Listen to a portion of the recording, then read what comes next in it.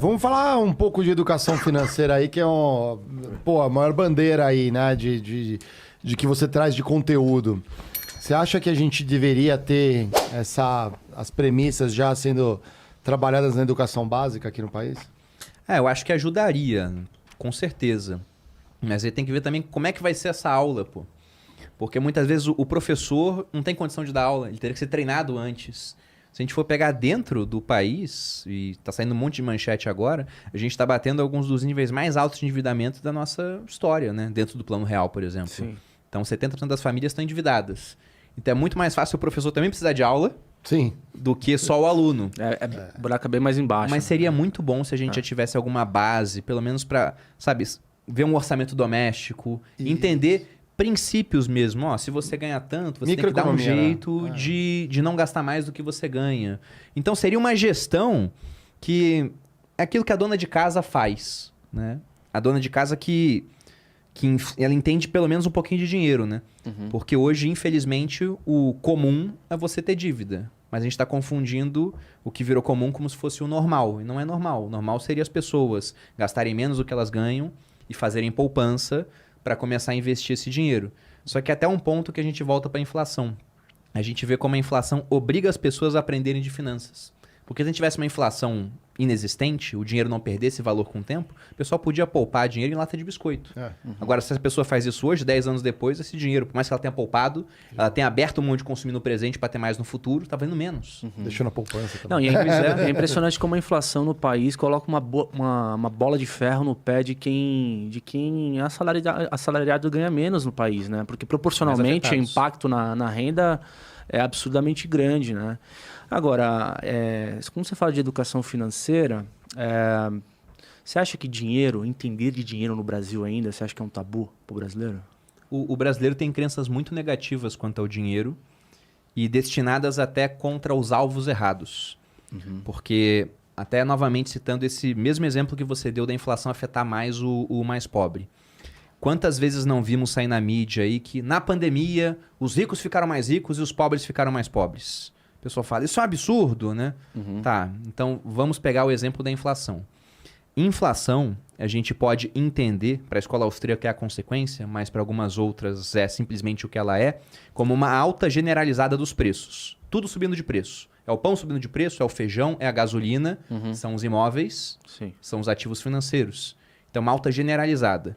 Se tudo sobe de preço, eu, por exemplo, que hoje, felizmente, tenho uma condição financeira boa, eu vou ter que gastar mais para comer.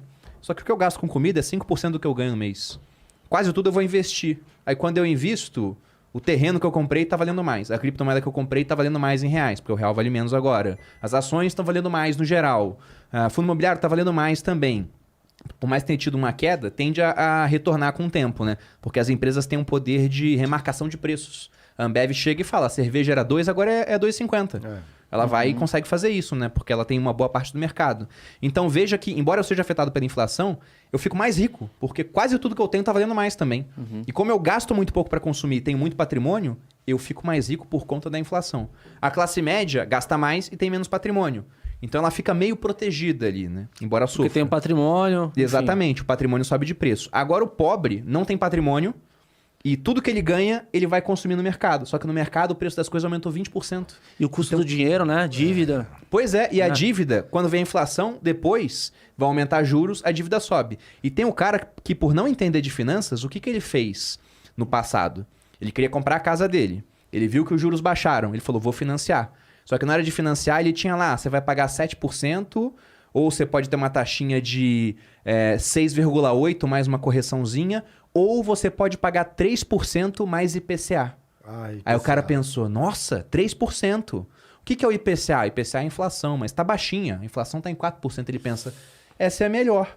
Aí se ele pegou essa, agora é 3% mais 10% da inflação. Exato. E teve cara que fez isso não com o IPCA, fez isso com o IGPM. O IGPM tá em uns 16, chegou a bater mais de 20.